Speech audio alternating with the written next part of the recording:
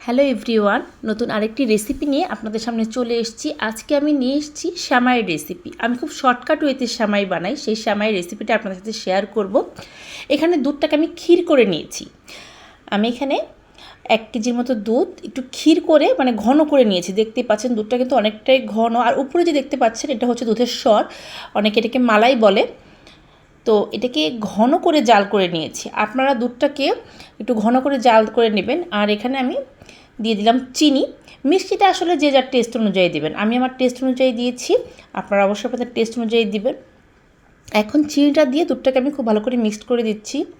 আমার এই রেসিপিগুলো আপনাদের ভালো লেগে থাকলে আমার চ্যানেলটা সাবস্ক্রাইব করে পাশে থাকা যে বেল আইকনটা আছে সেটা বাজিয়ে দিবেন। আমি এরকম রেসিপি আপলোড দেওয়ার সাথে সাথেই আপনি নোটিফিকেশন পেয়ে যাবেন। চিনিটা কিন্তু একটু মেল্ট হতে দিতে হবে। এর আগে আমি সেমাইটা দেবো না, চিনিটাকে আমি ভালো করে একটু গলিয়ে নিচ্ছি।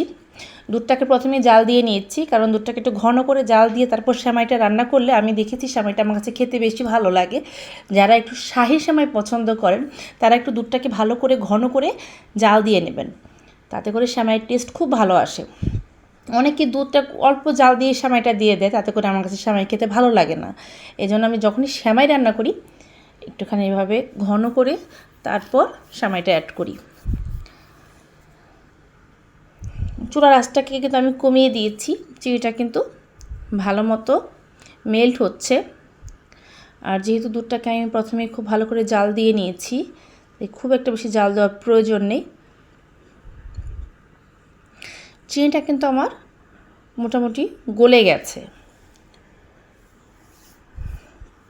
আপনারা কিন্তু যারা বাদাম পছন্দ করেন বা কিশমিশ পছন্দ করেন, এই সময় কিন্তু কিছু কাজু বাদাম বা কাঠবাদাম একটু কুচি করে দিতে পারেন, বা কিশমিশ দিতে পারেন, চাইলে একটু এলাচের গুঁড়াও দেওয়া যায়। কিন্তু আজকে আমি কিছুই দিইনি, আমার কাছে এভাবেই খেতে বেশি ভালো লাগে বাদাম ছাড়া, এই জন্য আমি বাদামটা অ্যাড করিনি। যারা বাদাম খেতে পছন্দ করেন তারা অবশ্যই বাদাম এখানে দিয়ে নেবেন। অনেকে সেমাই দিয়ে তারপর দুধটাকে জাল দেয়, যাতে করে কী হয় জানেন, সেমাইটা একদম গলে যায়। আর আজকে যেহেতু আমি লাচ্ছা সেমাই করছি, এই জন্য সেমাইটাকে আগে থেকে ভাজারও প্রয়োজন নেই। দুধটাকে জাস্ট ভালো করে চিনি দিয়ে জাল দিয়ে নিয়েছি, একটু ঘন হয়ে গেছে, দুধটা কিন্তু অনেকটাই ঘন হয়ে গেছে। এখন এই সময় আমি দিয়ে দিব সেমাই। লাচ্ছা সেমাই কিন্তু আগে থেকেই ভাজাই থাকে, প্যাকেটজাত সেমাই বাজারে খুব সহজেই পাওয়া যায়। একটু ভালো ব্র্যান্ডের সেমাই নেবেন, তাহলে কিন্তু খেতে ভালো লাগবে।